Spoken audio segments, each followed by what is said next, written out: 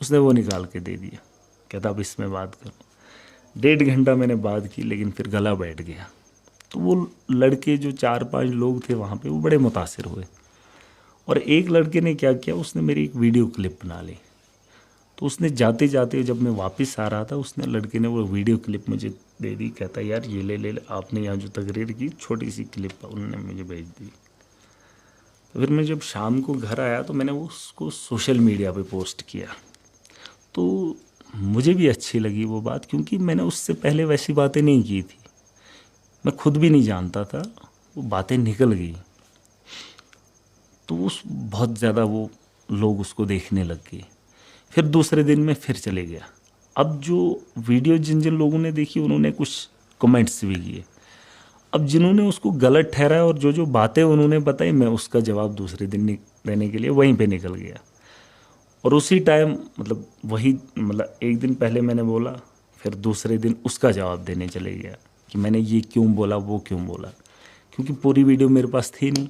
दूसरे दिन मैंने एक लड़का उठाया, बाइक ली एक से, तो मैंने बोला यार तूने एक काम करना, आज पूरे दिन तूने वीडियो बनानी है। उसके पास फ़ोन भी था, मैंने बोला अच्छे से तो बनाएगा, मैं बात करूँगा। तो दूसरे दिन भी मैंने फिर बात करनी शुरू कर दी। उस दिन को 10-15-20 लोग आ गए। वो लोग फिर सुनने लग गए। वो जो पहले वाले थे वो फिर बैठ गए, उनको अच्छी लगी। और मैंने फिर 1-1.5 घंटे बात की, उस दिन भी बहुत ज़्यादा बात की। और मुझे भी अच्छा लगने लगा, क्योंकि अगर मेरी बात अगर 10 भी सुनते थे ना, बड़े शौक़ से बात करता था। एक भी सुनता था, बड़े अच्छे से समझाने की कोशिश करता। वहाँ फिर जब 10 बन गए, 15 बन गए, 20 बन गए, तो फिर मैं घर वापस लौट आया और वो वाली वीडियो भी मैंने डाल दी। वो भी अच्छे लोग सुनने लगे, क्योंकि वो उसका जवाब था। फिर तीसरे दिन फिर वहीं पे चले गया। तो जब तीसरे दिन मैंने वहाँ पे जलसा किया, तो वो एक बहुत बड़ा जलसा बन गया। फिर जो दूर से मुझे देखते थे और सुनते थे, जिनकी यहाँ मेरी आवाज़ थोड़ी थोड़ी पहुँचती थी, लेकिन वो अपनी अपनी दुकानों में बैठ के ही सुनते थे, देखते थे ना लोग मुझे। लेकिन तीसरे दिन उन लोगों को बर्दाश्त नहीं हुआ, तो वो लोग मेरे पास आ गए। तो जब पास आ गए तो फिर हमें यकीन हुआ कि लोग अब समझना शुरू हो गए, क्योंकि वो वक्त आ गया था, क्योंकि अब बहुत सारा हम कुछ कर भी गए थे। तो फिर हमने हिम्मत नहीं हारी। तब भी कुछ नहीं था, लेकिन फिर लोगों ने फंड देना शुरू कर दिया और हमने मांगा भी, क्योंकि हमारे पास था नहीं कुछ। पापा से तो उम्मीद नहीं थी, क्योंकि इनके पास भी देते ही है, लेकिन इनके पास उतना नहीं है जितना एक पॉलिटिशियन को चाहिए होता है, एक एमएलए या डीडीसी को पैसा चाहिए होता है। अगर इनके पास होगा भी जो बचा कुचा, अगर वो मुझे दे देते तो उनको ये लगता है कि कल अगर ज़रूरत पड़ जाए वो पैसा कहाँ से लाए। ऐसा नहीं है कि वो उन्होंने मना किया, उतना नहीं है कि वो मुझे दे सकते थे। मुझे उनसे भी नाराज़गी नहीं है, क्योंकि जब है ही नहीं तो कहाँ से देते, क्योंकि यहाँ लाखों की बात थी। तो फिर जाके मैंने चंदा लेना शुरू कर दिया, क्योंकि था नहीं, अब उम्मीद भी थी, लड़ना भी था, जीतना भी था, लोगों को इस बदहाली से भी निकालना था। तो जब मुड़ के नहीं देखा तो लोगों ने पैसा देना भी शुरू कर दिया, क्योंकि लोग जानते थे इसके पास कुछ नहीं है, ये एक लड़ाई लड़ रहा है। फिर लोगों ने कहा यार 10 साल से, 12 साल से या 13 साल से एक लड़का एक ही बात दोहरा रहा है, ईमानदारी से सियासत करेंगे, गुंडागर्दी को ख़त्म करेंगे, चोरों को रोकेंगे, तो एक बार इसको भी बना के देख लेते। लोगों को मतलब ये तंज करने लगे, अब वोट भी देंगे और आजमाने भी लगेंगे, क्योंकि सोचने लगे यार एक बार इसको भी देख के दे लेते कि यार बोल तो रहा है, अब अगर इतना वक्त हो गया चलो एक बार आजमा के देख लेते। तंज करने लगे और पैसा भी देने लगे। और अब इनका भी मन ये कहने लगा यार क्या पता, हो सकता है मैं भी मत कर ले ऐसा कुछ। तो फिर लोगों ने वोट भी दिया, सम्मान भी दिया, इज्जत भी दी, और यहाँ पर खाने पीने का इंतज़ाम भी करने लगे, चलने भी लगे, गाड़ियाँ भी दी और वोट भी दिए। और जब उन लोगों ने हम पे भरोसा दिखाया, तो हमने उनके भरोसे पे उतरने के लिए पिछले 2 साल से लगातार काम किया। और आज मेरा मन तब तक मतलब मुझे अच्छा नहीं लगता है जब तक ना मैं दिन भर किसी न किसी का काम करूं।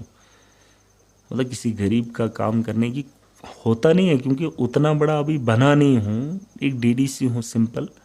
उसमें थोड़ी सी प्रॉब्लम आ रही है, नए इलेक्शन हैं, वो लोग भी नहीं समझ पा रहे हैं, और मैं लोगों के ग्रीवेंसेस को भी पूरा नहीं कर पा रहा हूँ, जो उनकी ख्वाहिश है।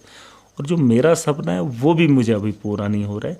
मैं डीडीसी से कंप्लीट ये नहीं कह सकता कि मैंने चेंज लाया या मैं बस यहीं पे ख़त्म हो सकता है, ये हमारा सपना था ही नहीं। लेकिन एक कोशिश करने के लिए ये वाला स्टेप मेरे लिए ज़रूरी था। और पिछले 2 साल से सबसे बड़ी बात ये रही कि जितना भी फंड आवाम का, जिस इंसान के पास कुछ नहीं था, उस इंसान को इन लोगों की वजह से एक तो पैसा भी दिया, वोट भी दिया और तनख्वाह भी लग गई। सैलरी 15,000 पर मंथ रहती है हमारी। तो उन्हीं लोगों का फंड मेरे पास आ गया, 70 लाख, कभी 1.5 करोड़ आता है, कुछ भी आता है। तो हमने उसमें कभी बेईमानी नहीं की पिछले 2 साल से, और कभी भी चोरों को सपोर्ट नहीं किया। जो भी गलत लोग थे हमने उन्हें अपने से अलग रखा। और यहाँ तक आप यकीन नहीं मानोगे कि मैंने उन लोगों को ये भी कहा था कि बेईमान लोग मुझे वोट भी नहीं करेंगे, और मैंने सख्ती से उन लोगों को मना किया। और आज की डेट में भी मैं उन लोगों से बात नहीं करता हूँ। ये नहीं कि उनके साथ कोई घर का मसला है, बल्कि ये मसला उनके साथ है कि वो गरीबों को जो है रोनते हैं, और रोंदा भी है। आज की डेट में 2 साल में मैंने उन लोगों को अच्छे से बैकफुट पे भी लाया है। अब लोग एक अच्छी ज़िंदगी भी गुजार रहे हैं। उन लोगों से जो डरने का माहौल था उसे भी ख़त्म किया। लेकिन अभी भी कुछ कमियां हैं जिनको पूरा करना है। अभी हमारा काम ख़त्म नहीं हुआ है, अभी तो हमारा शुरू हुआ है। और मुझे पूरी उम्मीद है बदलाव का एक बहुत बड़ा हिस्सा बनेंगे। और देश के हालात भी हम लोग देख ही रहे हैं। कहीं ज़िंदगी में मौका मिला तो देश की सेवा करने में और यहाँ की गरीब आवाम के लिए। उम्मीद तो हमने कहा कि गरीब को सपने देखना मना है, लेकिन हम उन रास्तों को काट कर, उन बेड़ियों को तोड़कर अपने उन सपनों को मंजिल तक पहुंचाने की कोशिश करेंगे। और उसके लिए जो भी करना पड़े करने के लिए तैयार है। बस एक सफ़र है, चल रहा है, अच्छा है, ज़िंदगी में मज़ा आ रहा है, और कभी थका हुआ महसूस नहीं कर रहा हूँ। और सबसे बड़ी बात ये है कि जो मेरा एक मानना है कि मैं अगर इस वक्त इस उम्र में हूँ, तो जब मैं 20 साल पहले चला जाता हूँ या 15 साल पहले चला जाता हूँ, तो एक ज़माना आता है। जैसे मैंने कहा कि इलेक्शन में 2014 में मेरे पास कुछ नहीं था तो घर से नहीं निकला होता।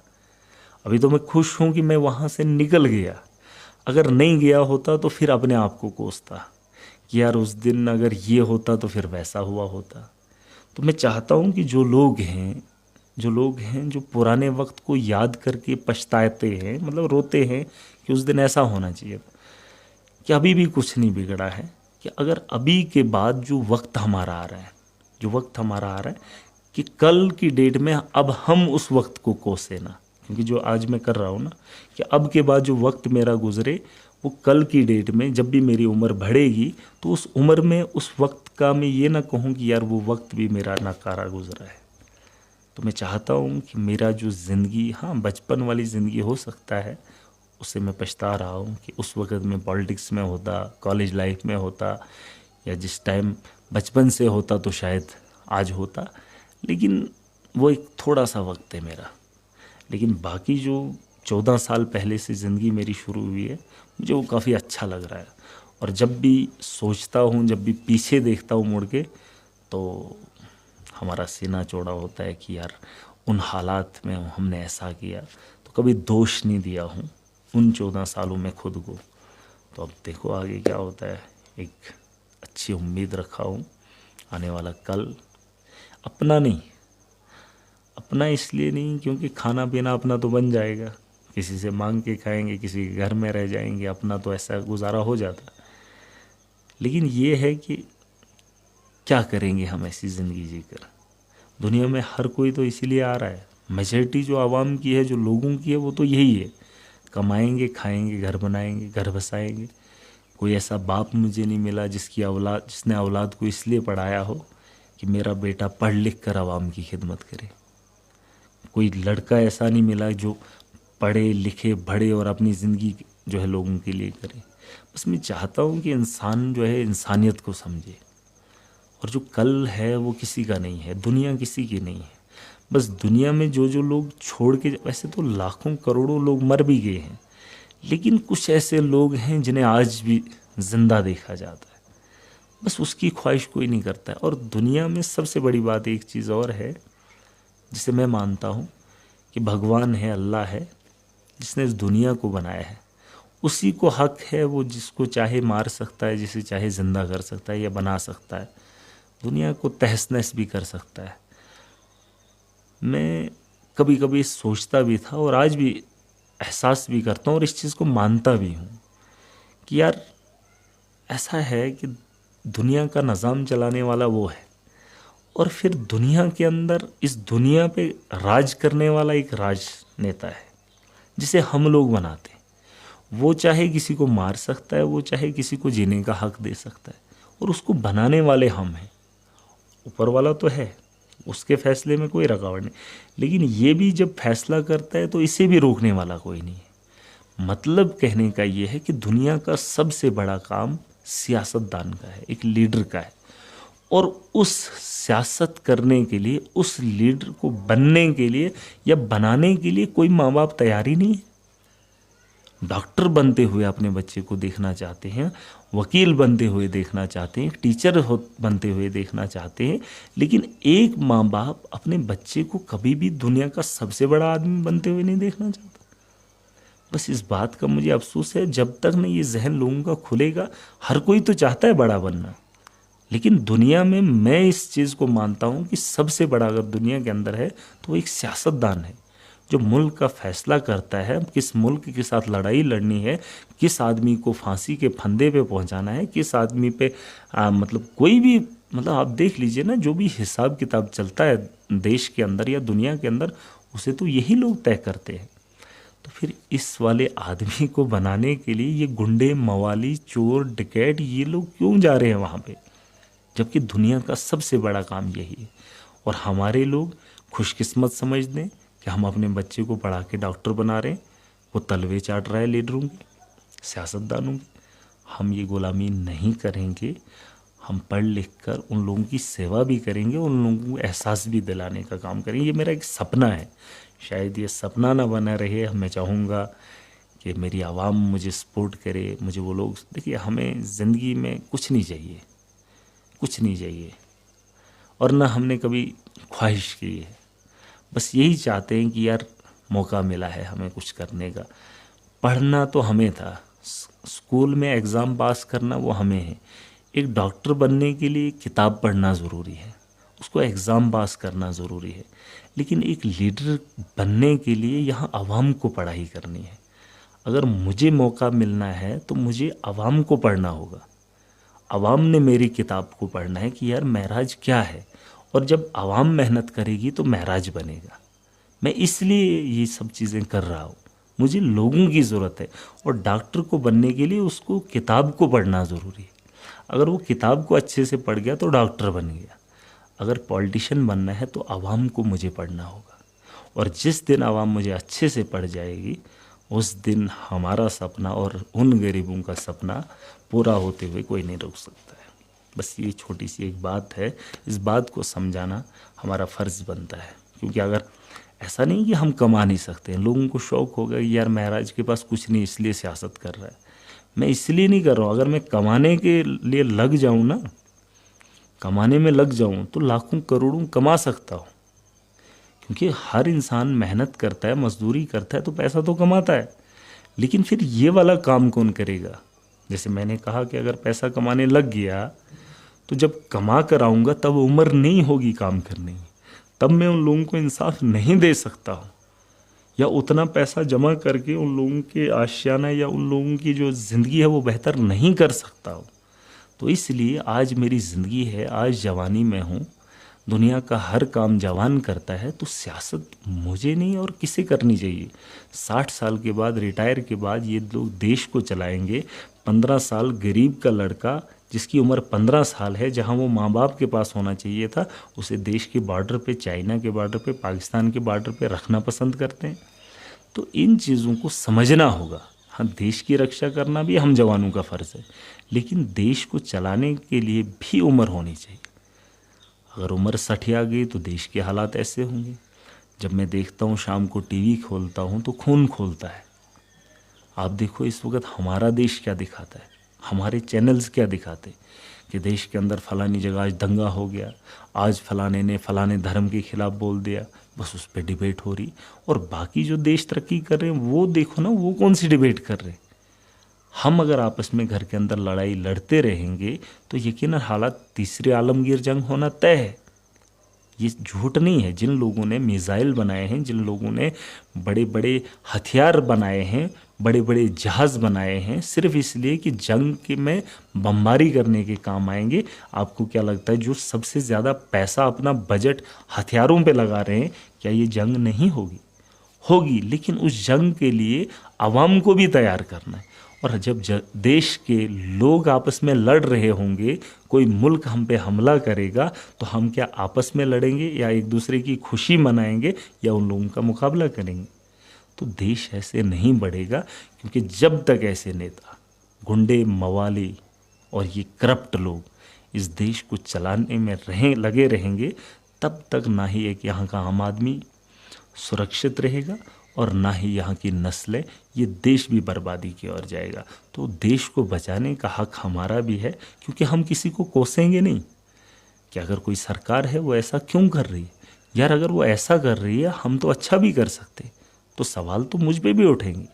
तो महराज मलिक क्या कर रहा है अगर यहाँ हालात ऐसे हैं, तो जिम्मेदार आज हम हैं, इस देश के नागरिक हैं। तो इस देश को बचाने के लिए आज मेरी जिम्मेदारी है। तो यही मेरा मानना है। मैं इस देश के लिए और इस आवाम के लिए कुछ भी करने के लिए तैयार हूँ। और मैं दोष उन लोगों को नहीं दूंगा, दोष खुद को देना है। अगर वो गलत कर रहे हैं, हम अच्छा करके दिखाएंगे। तो उसी के लिए एक लड़ाई है, लड़ रहे हैं।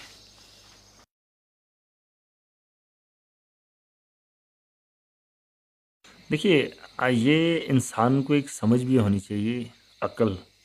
इंसान को पता होना चाहिए इंसान जन्म किस लिए लेता है। फिलहाल अपने आप को समझना ज़रूरी है, फिर दुनिया को समझना ज़रूरी है। तो फिर इस दुनिया के निज़ाम, क्योंकि दुनिया के अंदर रहने वाली चीज़ तो है नहीं कोई। अब दुनिया के अंदर रह क्या रहा है, वही तो मैं कह रहा हूँ। कि मैंने बहुत सारी लोग ऐसे देखे जो खुद को ज़हीन मानते हैं, जो खुद को चालाक समझते हैं, जो दुनिया को कमाने वाले खुद को समझते हैं, वो सारे के सारे यहाँ पे फेल हैं। कि इंसानियत के लिए नहीं जीना है, खुद के लिए जीना है। मतलब अच्छे अच्छे लोग, वो अपना घर बनाना चाहते हैं, वो अपनी दुनिया बनाना चाहते हैं, बस अयाशी करना चाहते हैं। लेकिन जब मैं दुनिया को देखता हूँ, मैं अपनी ज़िंदगी को देखता हूँ, तो मुझे लगता है कि दुनिया मेरे लिए नहीं। क्योंकि मैं दुनिया में आया हूँ कुछ करने के लिए, खुद के लिए नहीं।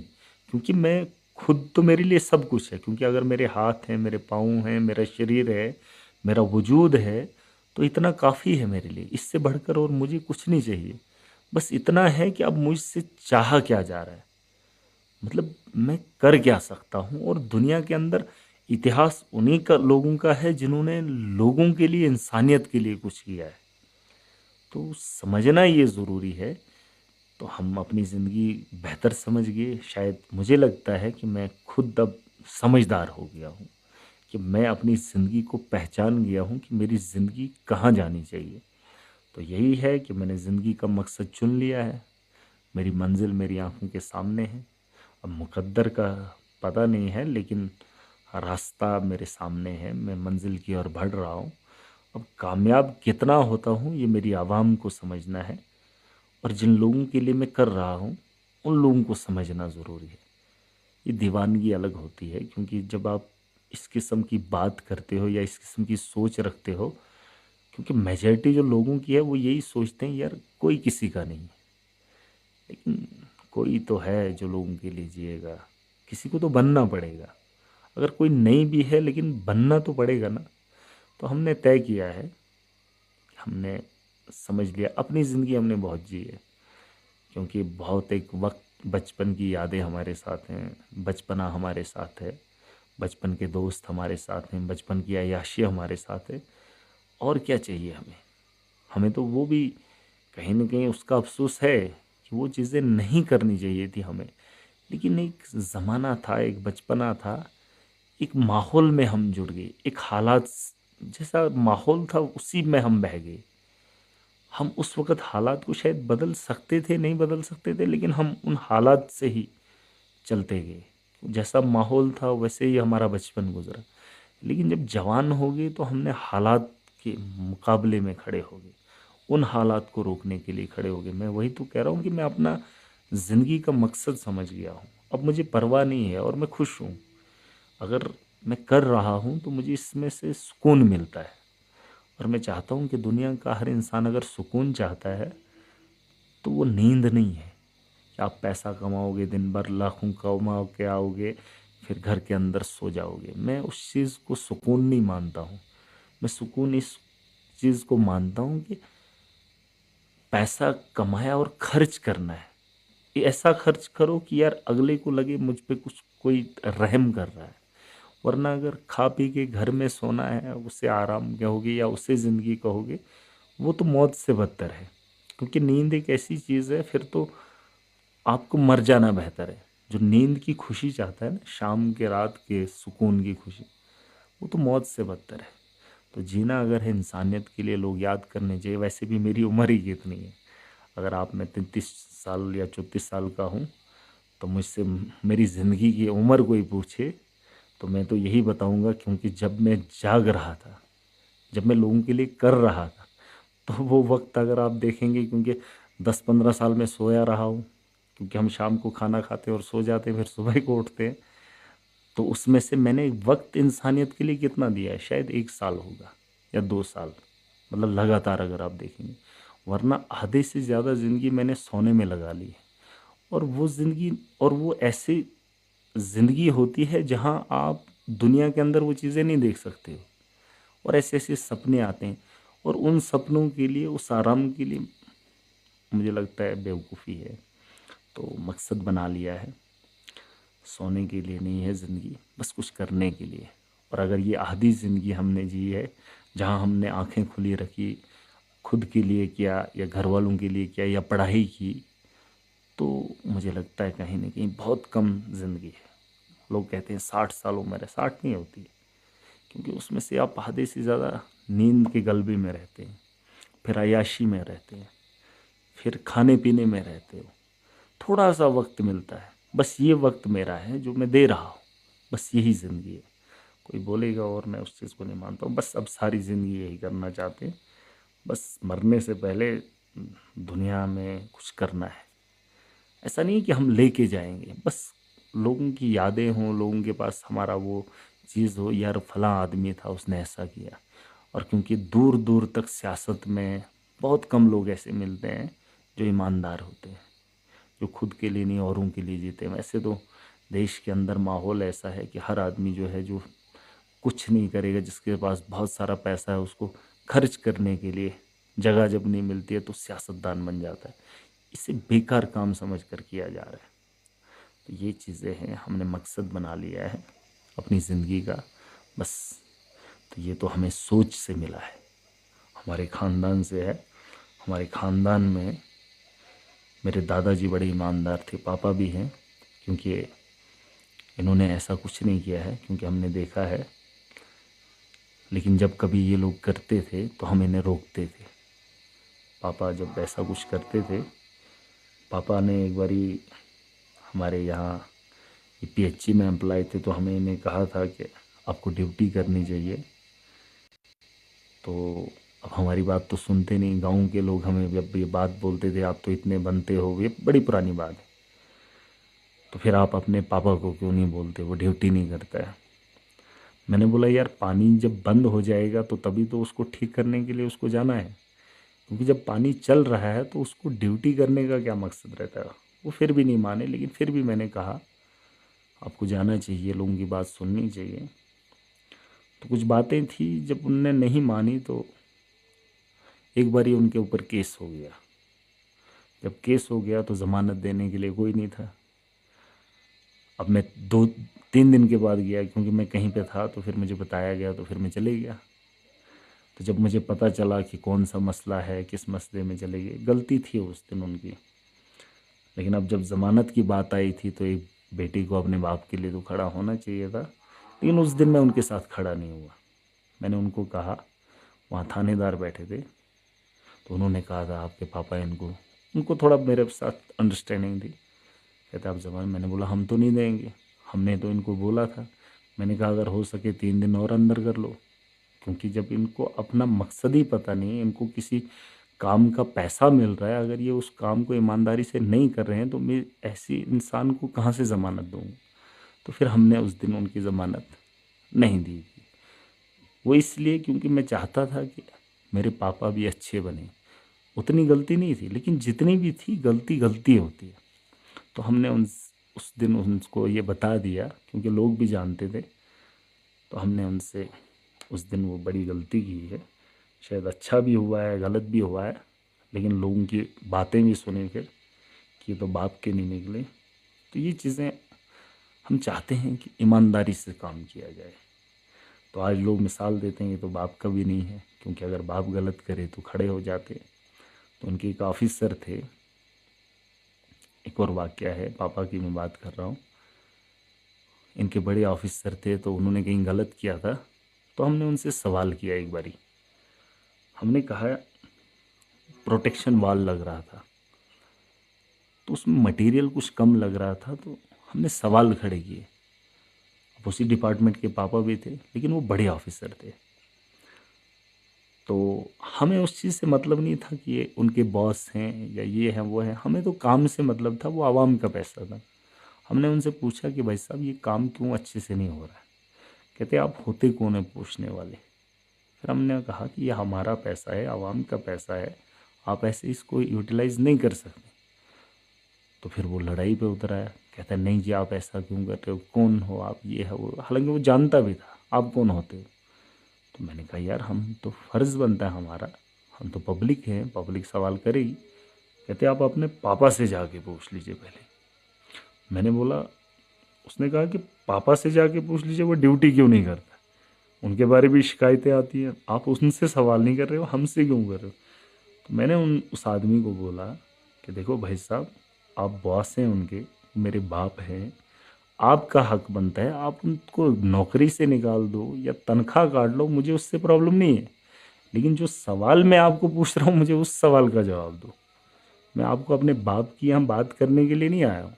जो आप पब्लिक का पैसा यहाँ पानी में बहा रहे हो, मुझे उस सवाल का जवाब चाहिए। तो उस दिन भी लोगों को पता चला, ये बड़ी पुरानी बात है कि यार, और होना भी चाहिए, जब अपने भी गलत हों तो अपनों के खिलाफ भी खड़ा होना वो इंसान के पास होनी चाहिए। क्योंकि अगर हम औरों को गलत बोलते रहेंगे, अपनों के गलती को पर्दा डालते रहेंगे, तो वो इंसान कभी ईमानदार नहीं हो सकता है। तो हम हमेशा हक के साथ हैं, ईमानदारी के साथ हैं।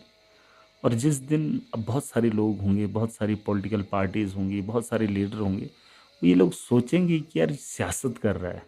जिस दिन हम अपने नफ्स के लिए, अपने मतलब के लिए लोगों को स्टेज पे चढ़कर बोलना शुरू करेंगे ना, उस दिन हमारा वजूद खुद ख़त्म हो जाएगा। उस दिन महराज का नाम लेने वाला कोई नहीं होगा। और मैं मानता हूँ उस दिन हमारी ज़िंदगी ख़त्म हो जाएगी, जिस दिन हम अपने नफ्स के लिए लड़ेंगे। तो ये ज़रूरी है कि इंसान का करैक्टर होना चाहिए और इंसान को ज़िंदगी का इल्म होना चाहिए। खून के अंदर हर खून अच्छा है, हर इंसान अच्छा है, ऐसा नहीं मैं किसी इंसान के लिए बुरा कह सकता। खून भी अच्छा है जिस आदमी के पास जहन है, अकल है, आंखें हैं, पाँव हैं, हाथ हैं, जिसके पास पूरा बदन है। लेकिन अगर वो अपनी समझ का इस्तेमाल नहीं कर रहा है, अपनी अकल को खोल नहीं रहा है, अपनी आँखों से सच्चाई और गलत को नहीं पहचान पा रहा है, तो मुझे लगता है वो इंसान सबसे कमज़ोर और सबसे गरीब इंसान है। तो बस ये चीज़ें हैं कुछ, हमने समझ लिया, हमने अपने दिमाग को, अपनी आँखों को और अपने मकसद को, शायद मैं गलत भी हो सकता हूँ, ऐसा नहीं है, लेकिन मेरा मन कहता है कि मैं सही हूँ। और अगर मैं सही हूँ तो मतलब मेरी खुशी इसमें है, तो मैं आगे बढ़ूँगा। और जिन लोगों को बुरा लगेगा तो फिर भी हम अच्छा बोलते रहेंगे। तो हमें उस चीज़ से फ़र्क नहीं पड़ता है। हर इंसान अच्छा है, लेकिन समझ का इस्तेमाल करना सबके लिए ज़रूरी है।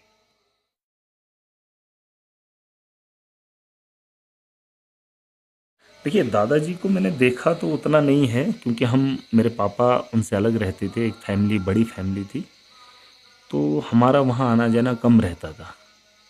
क्योंकि मेरी मदर को मेरे नाना ने थोड़ा सपोर्ट किया था। हम जम्मू में रहते थे, मतलब पहले जो स्कूलिंग हमारी होती थी, पापा ने एक ज़िंदगी में बड़ा अच्छा काम किया है कि उन्होंने हमें गाँव से